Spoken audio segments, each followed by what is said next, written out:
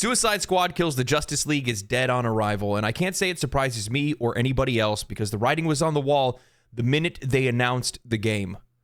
Now, with that said, I want to talk about some of the hate surrounding the game. I want to talk about a little bit of the criticisms that some people have had. But more than anything, I want to talk about how we can avoid things like this in the future, because if we don't, we're going to see the loss of some of our favorite franchises, and a lot of people are going to be without a job.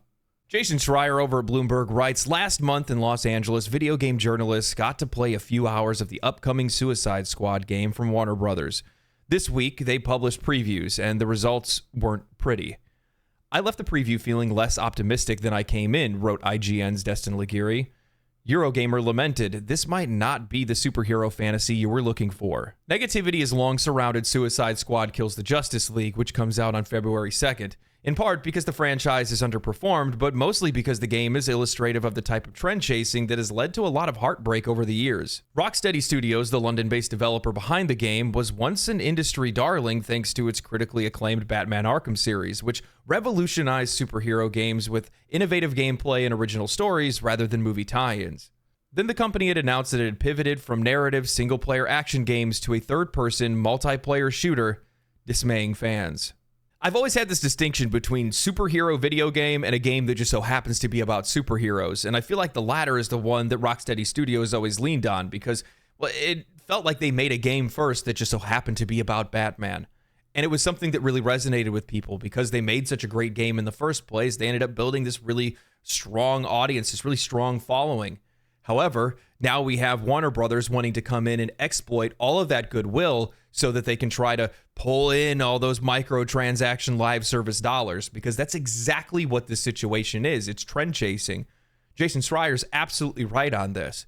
And this is something that we've seen across the industry for a while now, but it's deeper than that. It's not just a surface level thing where people want to be Fortnite, they want to be Call of Duty, they want to be all these live service games that are making all of this money. No, it actually goes beyond that.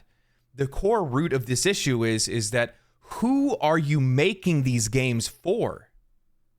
It doesn't make a lot of sense to look at the audience that Rocksteady has built over this time and say, oh, well, yeah, we're going to make them a looter shooter. What? How do you know that that audience even plays those games to begin with, especially when historically the games that they have been purchasing from you are single player action games? It doesn't really make a lot of sense. And this is something that we've seen throughout the industry time and time again. Redfall is another example, a perfect example of this, because they're going to mirror each other, not only in their sales, but also in the downfall of the game as well. Because who was Redfall made for? Who was asking Arcane, out of all studios, to be making a vampire looter shooter? Nobody. Even if the game turns out to be better than earlier previews suggest, it won't be what many Arkham fans want from Rocksteady. Suicide Squad is an online live service game with cosmetic microtransactions and a stream of content that will continue after the launch as Warner Brothers attempts to chase the Grand Theft Auto V and Fortnite dragons. These games as a service, which are monetized long after release, are so appealing to executives that Warner Brothers Discovery Inc. CEO David Zaslav recently said all their big games would follow suit moving forward. We have seen so many studios close over the last few years. We've seen so many layoffs over the last couple of years, even starting into this year. And while some of that has to do with the rise of AI or just general bloat in the tech industry, it goes beyond that, because what it ends up actually being is, well, executives like David Zaslav that believe that they can just go and chase these Fortnite and Grand Theft Auto dollars. But that's not how this works. You have to already have a franchise, or you have to have had something that's already bringing these people in to begin with. You have to have a target audience. It's basic marketing 101, and they don't have one. They just think, well, if we make the live service, they come. No, that's not how this works. And even if you did make a good live service game, if you're not positioning that properly for your target audience, the regular customers that gave you the money that put that studio in the place that it is today, you're still not going to succeed. Why? Because it's brand loyalty. People are loyal to the things that they are. That's as simple as that. The people that play Grand Theft Auto 5 likely are the people that played Grand Theft Auto 4, Grand Theft Auto 3, probably not 2. I played 2. It's an over-the-head game. Makes me feel old when I say that. But with that said, if you don't know who your target audience is and you're not positioning your products properly to make sure that they are resonating with that audience, then you're just not going to do well. And for the fact that these people are so disconnected from their audiences, that they don't know their needs nor care about them and think that they're going to be able to just go and make them sweet, sweet microtransaction dollars, you are going to be sorely, sorely surprised when you find out you can't. Schreier continues with, but the track record for companies that pivot to multiplayer is dismal. Recent live service flops like Anthem, Redfall, and Marvel's Avengers all came from game studios that had previously been beloved for their single-player titles. Nobody wants Suicide Squad to suffer the same fate. No wonder this weekend that following the previews, fans continued to repeat a rumor that won't die, that the developers at Rocksteady had originally pitched a game about Superman, which was rejected by Warner Brothers, and the company was instead forced to make this one.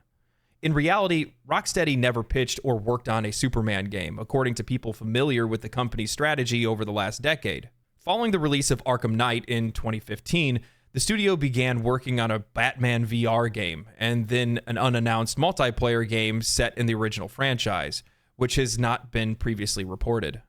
Another notable entry from Schreier says that the really bad news for Rocksteady is that the market is dangerously oversaturated. Even if the new Suicide Squad game overcomes low expectations and turns out to be a fantastic product, it's hard to imagine a new multiplayer live service game succeeding in an era where even stalwarts like Destiny can't seem to grow.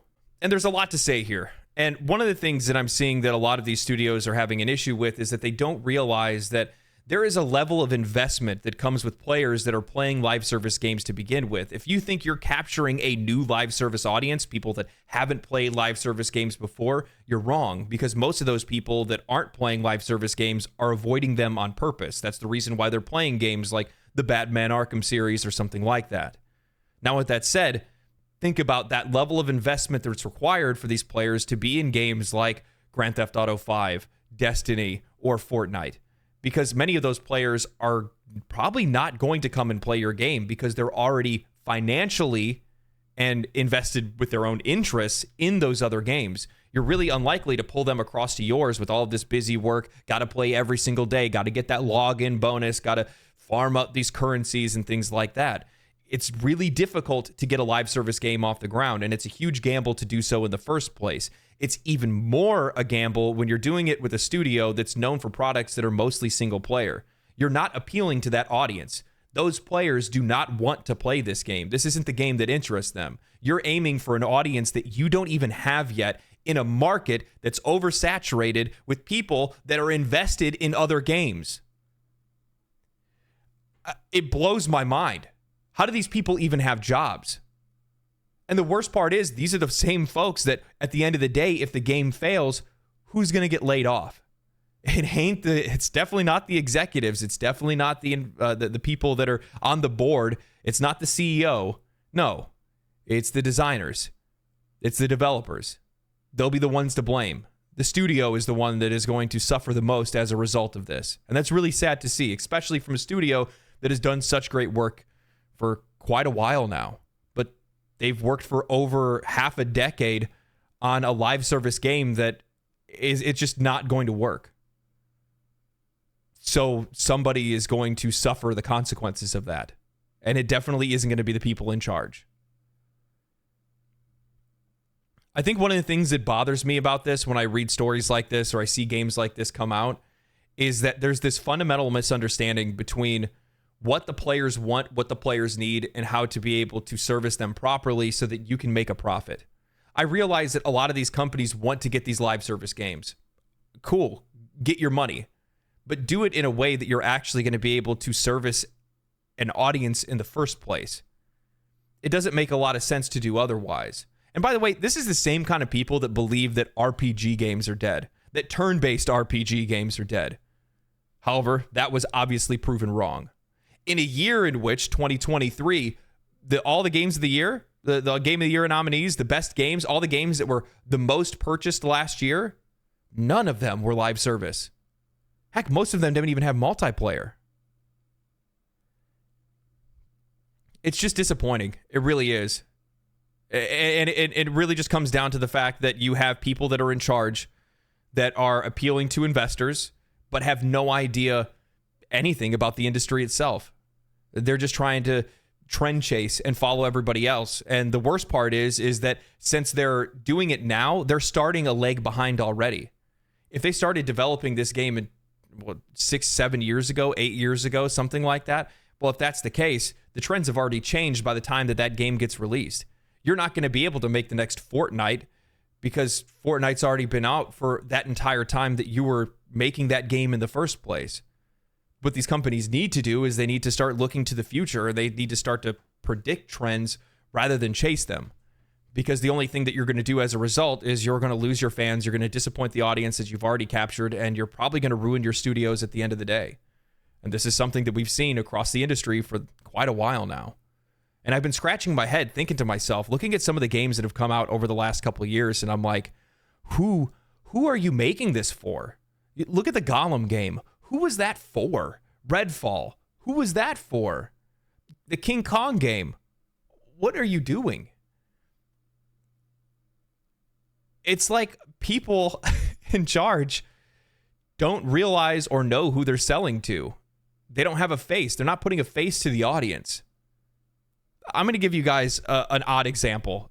So when I first started YouTube, I started a little podcast channel with me and my buddy, and we just talked about games. And the YouTube channel never got any traction. Nobody ever really came to watch it. 1 or 2 or 3 people every once in a while would come by.